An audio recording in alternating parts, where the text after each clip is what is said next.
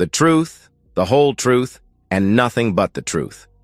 Should I feel bad that I didn't fulfill all three of those conditions? I may not have nailed that whole truth thing. 2 out of 3 ain't bad. Oh well, life goes on. Karen, my wife, is an up-and-coming investment manager and has her sights set on replacing her father, Lou, when he retires at the end of the year. Lou has, for the last 30 years, managed what has turned into a multi-billion-dollar retirement fund for a state-sponsored entity. A committee was reviewing applications for Lou's successor and, with Lou's input, had narrowed their choices to Karen and one other. Lou is a pompous individual. He and I never hit it off. He is loudly opinionated and thinks very little of my career. The less time I can spend around him, the happier I am. When we got engaged, it was Lou that had a most punitive prenup drawn up. Basically, if infidelity is involved, you get to keep your shadow. If there are kids, it gets even uglier. There is a formula for alimony. I was unfazed by it all, as fidelity means a lot to me. My name is Larry Trompeur. Karen and I were both 29 when we met at a conference, just under 3 years ago. I'm an executive for a company that creates and manages limited partnerships. Karen works for a company that provides investment advice. On the day of the conference, Karen was making a presentation on the tax benefits of some new investment products. At the dinner afterward, Karen and her associate Sasha joined me at my table. Both ladies were very flirtatious, and we decided to go dancing after dinner. We landed at a nightclub named Spread Your Wings. I enjoyed the company of both on the dance floor, but after a while it was Karen who had claimed me for herself. I certainly didn't object, as either one would have made me happy. Karen was certainly the driving force in our courtship. It was less than 2 weeks after we met when things became serious between us. It was a Friday, and, as I got home from work, Karen met me at my place. "Let's skip dinner and spend the evening in your place," she suggested with a mischievous smile. Our relationship progressed quickly from there. She was quite passionate, and we connected on a deep level that I hadn't experienced before. There was a genuine chemistry between us that went beyond the physical. There was more to our relationship than just physical attraction. Much like the night Karen claimed me, she was quite possessive at the parties we attended. With her line of work, there were weekly parties. She made it clear that she didn't like to attend these alone. The men, according to her, were always making crude remarks and behaving inappropriately toward her. When we weren't attending parties, we'd dine or dance or just hang out. There was very little time spent away from each other up until the end. This was the first marriage for each of us. Lou put on a grand extravaganza for his baby girl. Much of Karen's paycheck depended on her commissions. My paycheck carried us for the first year. We were starting to save for a house. About 6 months before the end, Karen landed some major contracts and her bonuses were substantial. She continued to have success, but her demeanor also changed. She was turning into Lou before my eyes. All of a sudden, I was not as good a partner as before. Along with her work success, Karen and Sasha, who was still single, started doing a girls' night out. They would do this about once a month. The place they liked to dance at was Spread Your Wings, where we had danced when we met. The last few times Karen had come home fairly intoxicated and her clothes disheveled. I was having doubts about her fidelity. At a recent family gathering, Lou had too much to drink and was tossing insults at just about everyone. I left Karen with the car and found a ride home. She was more than upset when she got home. "Why did you leave me there?" she demanded as she stormed through the door. "I told her to deal with it as he's her father, and if he can't act civil, I would not be spending time around him." "He's just being himself," Karen defended. "You need to learn to ignore him." "I shouldn't have to ignore anyone at a family gathering. That's not how respect works." It wasn't even a week later that I had a seminar at a downtown hotel. As I was checking in with the office during a break, I saw Lou enter an elevator. Maybe nothing to it, but the more I dwelled on it, the more sinister I thought it was. One of my friends, from work, has a brother who does investigative work. He cut me a deal to do a quick check on Lou. Turns out Lou likes to spend his good fortune with escorts. I gave the investigator a nice tip. Next time the man starts in on me, I'm going to confront him with this information. There had been a few homes broken into in our subdivision. I asked my landlord if I could hook up one of those porch motion detector devices. He gave his approval, so I installed it. When triggered, it would take a short video and, using our Wi-Fi connection, send an alert to the app on my phone. Karen was out shopping when I installed it. I tried to show it to her when she got home, but she brushed me off saying she had to get ready for her girls' night out. I told Karen it was time to end the girls' nights out. We didn't fight about it, but it was a spirited debate. Karen, I think it's time to reconsider these nights out, I said carefully. What's that supposed to mean? She asked defensively. I'm uncomfortable with you going dancing with strangers every month. It doesn't seem like something a married woman should be doing. She was having none of it. We went back and forth. Your need to go dancing is concerning me, I persisted. She dismissed it as just normal time away from me. You are jumping to conclusions and it's not what you think, was her dismissive comment. Around 7 p.m., Sasha in jeans arrived. She and Karen, in a dress, left without saying much. I decided I'd drop by to see how Karen acted on her night out. Friday nights were very popular at Spread Your Wings. Finding a parking spot was the first challenge. It was so crowded I was forced to stand far from the dance floor. It took a while to find Karen on the dance floor, and Elle wasn't thrilled with what I saw. She was pulled close to a guy, and one of his hands was placed inappropriately on her, while his other hand rested comfortably in another inappropriate place. After the song finished, I watched them head to their table. Sasha and some guy had their chairs side by side. At least with jeans on, Sasha was making it tougher for her guy to invade her personal space. Karen and her guy pulled their chairs side by side. Looked like all four had at least one hand under the table. Karen's guy pulled his hand up, sniffed it, then leaned in and said something to Karen. She leaned back into him. I sent a message. I've seen enough. Get a room. I'm going home to pack. I left and was just about home when I got a text back. Pack for what? I'm moving out, I replied. A minute later, my phone sounded Karen's ringtone. What the hell is this all about? Karen demanded. From what I saw tonight, it's not a matter of if you will cheat, just when. I'm guessing the when has already happened based on how you were acting tonight. Nothing has happened. Not tonight. Not any night. You are jumping to conclusions and it's not what you think, Karen replied. Well, his fingers were dry before they dipped below the table. They weren't dry when I saw them again.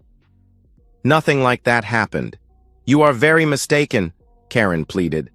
I can come up with no explanation as to why your hands were never on the table either. I need time away from you at this point. I have done nothing wrong. It was harmless flirting. You are jumping to conclusions and it's not what you think, Karen answered. When my wife has to flirt with strangers to feel like a woman, it's time for me to reconsider whether I should even be married. It's not like that. I've done nothing wrong, Karen pressed. What you were doing didn't pass the spouse sniff test. This is going nowhere. I'm spending at least the next few nights in a motel. I'll be in touch. I hung up as I parked by our unit. I only packed for a few days. I figured I could get back to the apartment in a day or two and grab more clothes. As I was waiting at the light to turn onto the highway, my phone buzzed that someone was at my porch. I glanced. It was Karen. Karen's ringtone again. I picked up. You're really staying in a motel? She asked incredulously. On my way. There was no reason for you to hurry home. I didn't mean to jumpstart your conscience. Poor dude, leaving him all worked up. Wait, maybe you had time to finish your evening with him. I can't believe you. Nothing happened. You are jumping to conclusions, and it's not what you think. I wonder why he was sniffing his fingers. Nothing like that happened. Well, as long as you refuse to be honest, we are done. Good night. I powered down my phone. I found one of those weekly stay places a few blocks from where I work. I paid for a week and settled into my room. I can't say it was a good night's sleep, but a little sleep is better than none. Almost dreading it, I powered on my cell phone. As expected, several voicemails and texts professing her complete innocence and my totally wrong imagination. I sent her a text. "How about a lie detector test? I'm getting checked for STDs today." Her response took a while and was evasive. "Waste all the money you want on tests." "Great!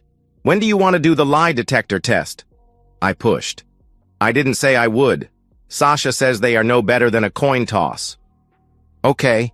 I flipped a coin. Heads, you've been cheating. Tails, you're being honest. Oh no, it came up heads. "I can't believe you think that. All I've done is go out dancing. You are jumping to conclusions and it's not what you think. Your body is supposed to be off limits to other men. What I saw last night was none were off limits. It wasn't like that. I won't continue living like this. That's why I moved out. I think we should try a separation." No calls or texts from Karen the rest of the day. Imagine my surprise when the porch video caught Karen leaving, in a dress, around 7 p.m. Around 10 p.m., another porch video showed Karen arriving home. She was accompanied by a guy who also entered the apartment. He left about 30 minutes later. Maybe they watched the 10 o'clock news. I knew the marriage was over, but I really needed to get my proof for the prenup. I spent Sunday locating a supplier for bedroom surveillance equipment. Once purchased, I decided to take a long lunch on Monday and install it. The nice thing about being this close to work was the extra half hour to eat and get ready in the morning. At lunch, I went back to my apartment, gathered some of our financial records, grabbed a couple of suitcases of clothing, and packed the rest of my bathroom stuff. The bedroom camera hooked up pretty easily to the ceiling light fixture. It would upload to the cloud using the Wi-Fi. That night I got a text. "I see you stopped by. Ready to talk yet?" "As soon as I get your lie detector test results," I replied. That was it. No back and forth tonight. The rest of the week was quiet, and work was more productive than usual. On Friday, I extended my stay another week. The porch video buzzed around 7 p.m. Sasha showed up in jeans, and Karen, in a dress, headed out. Saturday morning, I reviewed the porch videos. Like the week before, Karen returned around 10 p.m. with a different guy from the week before. He left about 30 minutes later. I logged in and viewed the uploaded bedroom video. I had all I would ever need to get an uncontested divorce. The video was disturbing to watch as a husband, but it confirmed what I had suspected. Karen had betrayed our marriage vows in the most intimate way possible. I won't go into the details, but suffice it to say, the encounter was far from romantic. It was crude, disrespectful, and clearly showed Karen was willing to be intimate with a complete stranger she had met at the club. What surprised me most was what happened at the end. The man pulled out his wallet and threw 2 bills on the bed. "See you again at Wings," he said casually. Karen picked up the bills and looked at them for a brief moment, then unloaded on him. "What is this? I'm not that kind of woman. Take your money and get out of here. You're pathetic, you loser." Karen threw the bills at him. He scooped them, then held them up. "No problem, lady. You weren't worth half of this anyway. You need to sign up for lessons." He disappeared from the bedroom. Karen took a pillow and slammed it down on the bed, about 20 times, then hurled it across the room. I almost felt sorry for her. Who am I trying to fool? I couldn't have been happier with the outcome. I guess it's going to be a tough sell for Karen to get me to believe I had misinterpreted this. I watched the video over and over. It occurred to me that if someone were to end the video as Karen was holding the 2 bills, they might get the wrong impression of what had happened. Isn't it wonderful all the video editing tools you can get nowadays? The final product was simply perfect. This revenge was far beyond my wildest dreams. I would need to get back into the apartment to get all of the email addresses I needed for the ambush. A few days later, I took a long lunch and found all that I needed. I no longer needed the bedroom camera, so I took it down. Friday night around 6 p.m., I knocked on Karen's door. "Well, look who decided to grace me with his presence. For what do I owe this pleasure? It's your home, you didn't need to knock," Karen said with a hint of sarcasm.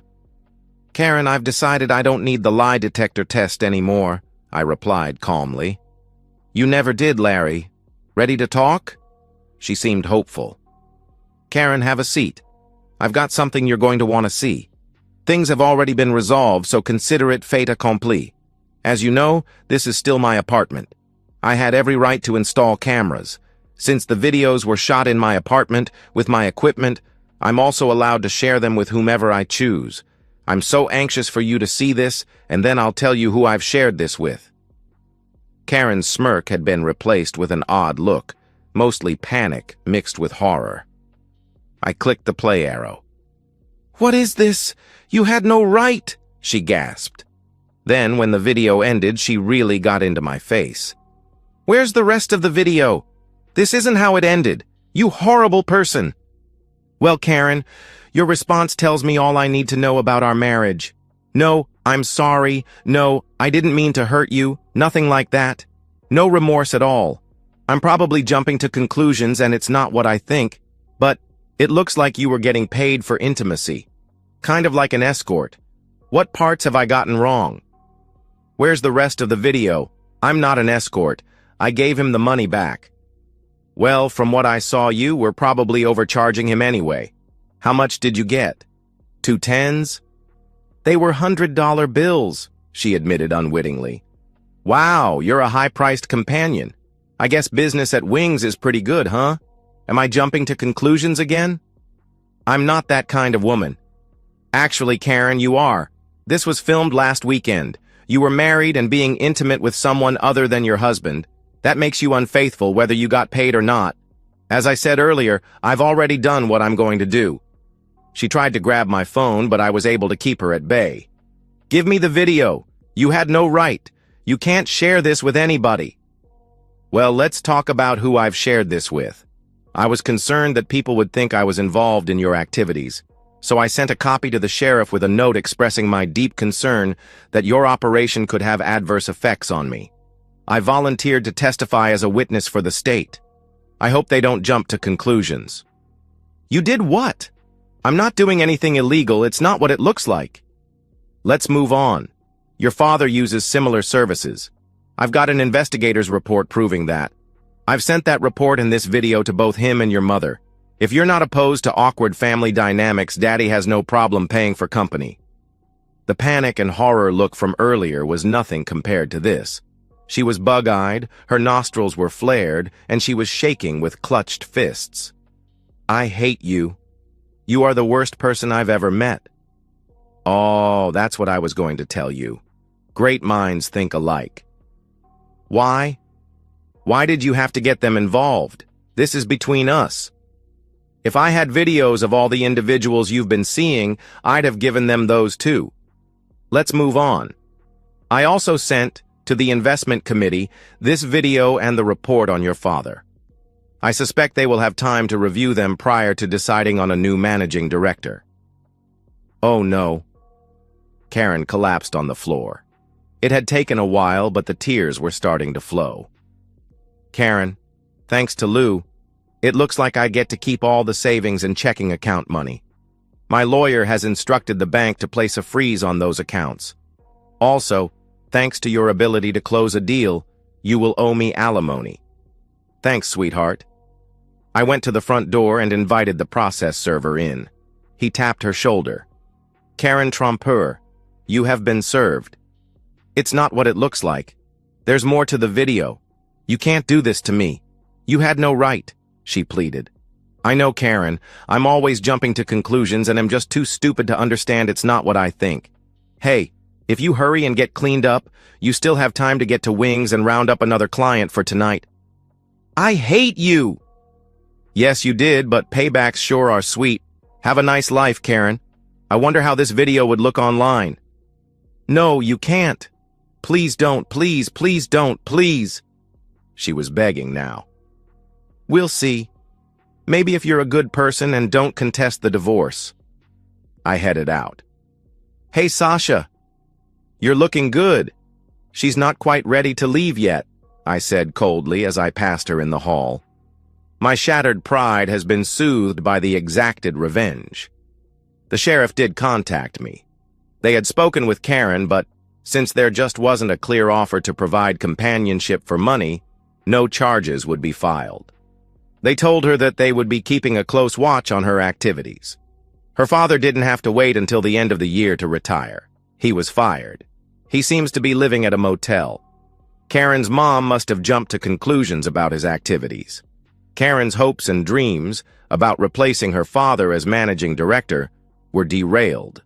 Just a simple, "Thank you for your application. We have decided to proceed in a different direction." I got a text from Sasha. "When this is over, would you like to go dancing?" I sat looking at that text for a long time. Part of me wanted to respond positively. After all, Sasha had always been attractive, and there had been that initial chemistry when we first met. But something felt wrong about it. Would I just be jumping from one bad situation to another? Was Sasha really that different from Karen? They were best friends after all, and Sasha had been present during all those nights at Wings. "I appreciate the offer, Sasha, but I need time to heal," I texted back. "I don't think seeing anyone connected to this mess would be healthy for me right now." She didn't respond, which confirmed my suspicions that her interest wasn't genuine. Perhaps Karen had put her up to it, trying to find a way back into my life or gather information. Whatever the case, I knew I had made the right decision. In the months that followed, I threw myself into my work. The company promoted me after I secured several key partnerships that significantly increased our portfolio. I also started volunteering at a local community center, teaching financial literacy to young adults. It gave me purpose beyond revenge and helped me process my anger in a constructive way. I met with a therapist twice a month to work through my trust issues. Dr. Jenkins helped me understand that while my revenge had given me temporary satisfaction, true healing would only come when I could let go of the bitterness.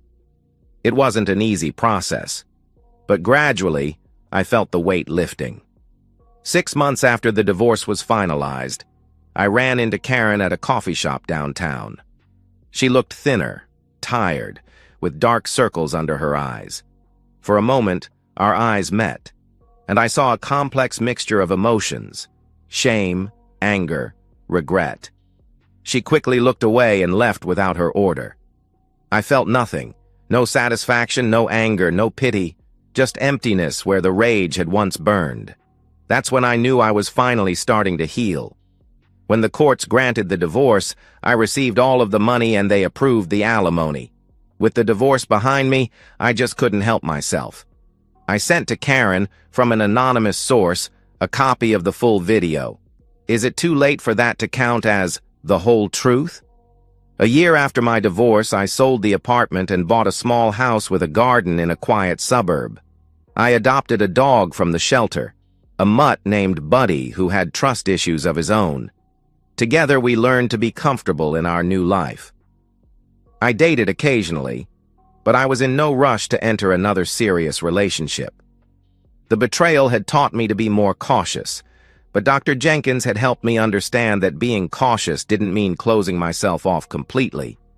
Sometimes when I look back at everything that happened, I wonder if I went too far with my revenge. The prenup would have protected me financially without destroying Karen's career and family. But then I remember the look on her face when she was dancing with that stranger, how easily she had betrayed our vows, and I know that some betrayals cut too deep for simple forgiveness. One thing I've learned is that the truth, the whole truth, is often messy and complicated. Karen wasn't entirely innocent, but perhaps I wasn't entirely justified in my response. We were both flawed people who hurt each other in different ways. As for Lou, I heard through mutual acquaintances that he and Karen's mother had reconciled and moved to Florida. Karen had found work at a smaller firm, far below her previous status, but at least she was employed in her field. And me? I'm still learning how to trust again, one day at a time. The truth may have set me free, but sometimes I wonder at what cost. 2 out of 3 may not be bad, but maybe next time I'll try for all 3. The truth, the whole truth, and nothing but the truth. And that's the end of today's story. If you enjoyed it, Please give this video a thumbs up and drop a comment below. Your support helps the algorithm push my content further. If you're new to the channel, don't forget to hit that subscribe button. It really helps me keep creating more stories for you. Thanks for watching, and I'll see you in the next one.